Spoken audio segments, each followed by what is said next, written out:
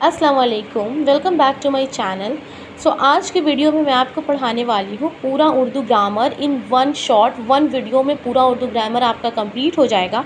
अगर आप किसी क्लास में हो या फिर आप किसी कंपटीशन लेवल की तैयारी कर रहे हो तो ये सारी चीज़ें बहुत ज़्यादा कंपलसरी हैं दोनों चीज़ों के लिए। ओके, तो आपने बहुत ध्यान से पढ़ना है। Now let's start the video.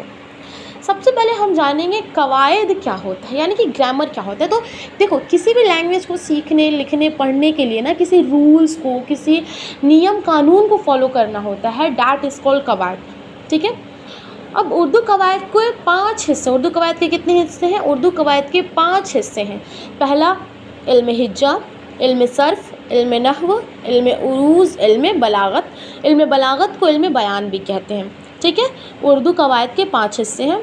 अब हुरूफ तहजी की बात करते हैं। हुरूफ तहजी क्या है? देखो, जैसे कि इंग्लिश के ABCD को हम लोग अल्फ़ाबेट्स कहते हैं, हिंदी के क ख ग घ को हम लोग वर्णमाला कहते हैं, वैसे ही उर्दू के अलिफ बा ता सा को हुरूफ तहजी कहते हैं। यानी कि इंग्लिश अल्फ़ाबेट्स, उर्दू के अल्फ़ाबेट्स को ही हम लोग हुरूफ तहजी कहते हैं, जिसकी तादाद 52 होती है। कितनी होती है? 52। अब बात करते, देखो, किसी भी सेंटेंस को बनाने के लिए ना हमें 3 चीज़ों की ज़रूरत होती है। सब्जेक्ट, वर्ब, ऑब्जेक्ट, फ़ाइल, फ़िल, मफ़ऊल, है ना। फ़ाइल, फ़िल और मफ़ऊल, ये तीनों रहेंगे तभी हमारा कोई सेंटेंस बनता है। फॉर एग्जांपल, मोहम्मद क्रिकेट खेल रहा है, तो मोहम्मद यहाँ पे क्या है? सब्जेक्ट है, जिस पे काम हो रहा है, जो काम कर रहा है उसे सब्जेक्ट कहते हैं। और क्या काम हो रहा है? तो खेलने का काम हो रहा है, डैट इज़ कॉल्ड फ़ेल, उसे हम लोग फ़ेल कहेंगे।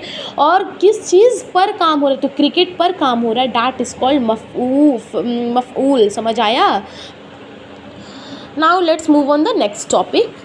अब बात करते हैं ज़माना, टेंस और काल, है ना। हिंदी में हमने पढ़ा था काल और हमने इंग्लिश में टेंस पढ़ा था, और अब हम उर्दू में ज़माना पढ़ते हैं। तो देखो, ज़माना की 3 किस्में होती हैं। पहला ज़माना माजी, ज़माना हाल और ज़माना मुस्तकबिल। ज़माना माजी पास्ट टेंस भूतकाल, ज़माना हाल प्रेजेंट टेंस वर्तमान काल, ज़माना मुस्तकबिल फ्यूचर टेंस भविष्य काल। ज़माना माजी यानी कि बीत चुका है काम, है ना, बीता हुआ काम। ज़माना हाल कंटिन्यूअस यानी चल रहा है। ज़माना मुस्तकबिल आने वाला है। समझ आया? मैं लिख चुकी हूँ, ये ज़माना माजी है। मैं लिख रही हूँ, ज़माना हाल है। ज़माना मुस्तकबिल में क्या होगा? मैं लिखूँगी। समझ आया? अब बात करते हैं ज़माना के हिसाब से फ़ेल की 3 किस्में। फ़ेल हमने ये वहाँ पढ़ा था ना, वर्ब। अब ज़माना के हिसाब से on the basis of tense के हिसाब से हम लोग फ़ेल की यानी वर्ब की 3 किस्में होती हैं। फ़ेल माजी, फ़ेल हाल और फ़ेल मुस्तकबिल। फ़ेल माजी, फ़ेल हाल, फ़ेल मुस्तकबिल। फ़ेल माजी में काम कर लिया गया है, फ़ेल हाल काम हो रहा है, फ़ेल मुस्तकबिल काम किया जाएगा। नाउ आई होप आपको वो वाला समझ आ गया होगा। अब हम ये बात करते हैं, देखो, फ़ेल माजी की किस्में। अब हम लोग फ़ेल माजी की किस्में की बात करते हैं। तो फ़ेल माजी की 6 किस्में हैं। कितनी किस्में हैं? 6 किस्में हैं। माजी मतलब, माजी करीब, माजी बाईद, माजी इस्तमरारी, माजी शकिया, माजी तमन्नाई। माजी मतलब में क्या होता है कि हो चुके काम का वक्त ना मालूम चले, है ना, कि काम कब हुआ है मुझे नहीं पता है, उसे हम लोग माजी मतलब कहते हैं। जैसे महमूद आया, तो कब आया ये नहीं पता चल रहा है ना। अब माजी करीब, इसके नाम से समझ आ रहा होगा कि करीब है, यानी कि काम के ख़त्म हुए कुछ ही देर हुआ हो। जैसे महमूद आया है तो मतलब अभी आया है, कुछ देर पहले ही आया है। समझ आ रहा है ना। इसकी पहचान क्या है? लास्ट में है, हो तो इसे हम लोग क्या कहते हैं? माजी करीब कहेंगे। अब माजी बाईद क्या होता है कि काम को ख़त्म हुए बहुत देर हो गया हो, है ना। बाद, बाईद, बाद। समझ आ रहा है ना। महमूद आया था, थी, थे, जिसमें रहेगा उसे हम कहेंगे माजी बाईद। अब माजी इस्तमरारी, काम बीते वक्त में लगातार हो रहा था, उसे माजी इस्तमरारी कहते हैं। जैसे महमूद आता था, आती थी, जिसमें ये ता, थी, ता, थे रहेगा, उसे हम लोग माजी इस्तमरारी कहेंगे। अब माजी शकिया, जिसमें शक हो, जिसमें शक ज़ाहिर हो, वह काम जिसमें शक हो, महमूद आया होगा या नहीं आया होगा, ऐसा हो रहा है ना, शक ज़ाहिर हो रहा है, उसे हम लोग कहेंगे माजी शकिया। अब माजी तमन्नाई क्या होता है? जिसमें हम लोग विश मांगे, है ना, जिसमें हम लोग किसी चीज़ की तमन्ना करें, काश महमूद आता, है ना, तो इसे क्या कहते हैं? जिसमें काश लगा होगा, इसे माजी तमन्नाई कहेंगे। अब बात करते हैं इस्म की, संज्ञा यानी नाउन की। आपने पढ़ा होगा ना इंग्लिश में, द पर्सन प्लेस एनिमल और थिंग इज कॉल्ड नाउन, है ना। तो उसी तरीके से इंग्लिश में है, किसी शख्स, जगह, जानवर के नाम को इस्म कहते हैं। इस्म की 3 किस्में होती हैं, इसमें मस्दर, इसमें जामिद, इसमें मश्तक। इसमें मस्दर, इसमें जामिद और इसमें मश्तक। इसमें मस्दर क्या होता है, किसी दूसरे इस्म से नहीं बना है। जो इसमें मस्दर होता है ना, वो किसी दूसरे इस्म से नहीं बना है, लेकिन दूसरे इस्म उससे बनेंगे, है ना, लेकिन दूसरे इस्म उससे बन जाएंगे। लास्ट, इसके लास्ट में ना आता है। इसकी पहचान क्या है कि इसमें मस्दर पहचानना है तो लास्ट में हम लोग ना देखेंगे, जैसे लिखना, पढ़ना, गिरना, समझ आ रहा है। अब इसमें जामिद की बात करते हैं, ना किसी दूसरे लफ्ज़ से बना है, ना उससे कोई दूसरा लफ्ज़ बनेगा। भाई ये बिल्कुल अकेला के लिए, इसको किसी की ज़रूरत नहीं है ना, और ना ही इसकी ज़रूरत किसी को है। तो चट्टान, ईंट, दरख्त वगैरह वगैरह ये सब इसमें जामिद है।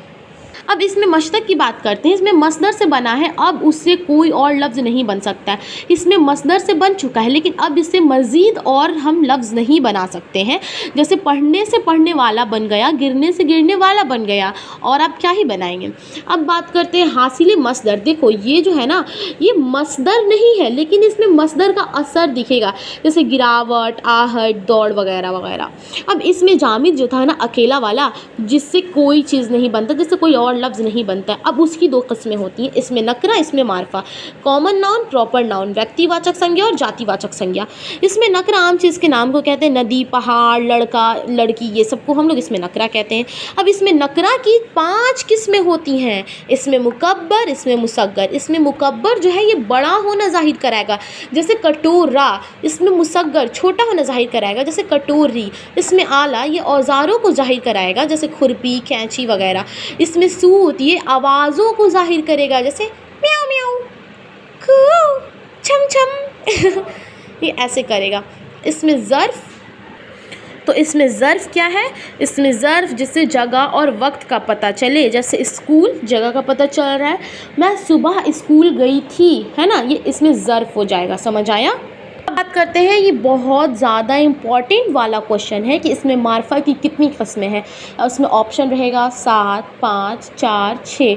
तो इसमें मार्फा की याद रखेंगे 7 किस्में हैं, लेकिन हमें बस ये 3 पढ़ लेंगे ना तो हमारा काम हो जाएगा। इसमें अलम, इसमें ज़मीर, इसमें इशारा, इसमें मौसूल, मज़ाफ, माहूद, मनादी।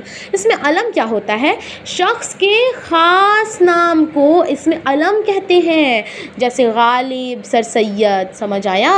इसमें ज़मीर क्या होता है, नाम के बदले इस्तेमाल हो उसे इसमें ज़मीर कहते हैं, जैसे जिसे हम लोग प्रीपोजिशन भी कहते हैं, है ना। जैसे मैं, वह, तुम। अगर मैं बार बार कहूँगी कि महमूद आया, महमूद ने खाना खाया, तो अच्छा नहीं लगेगा ना।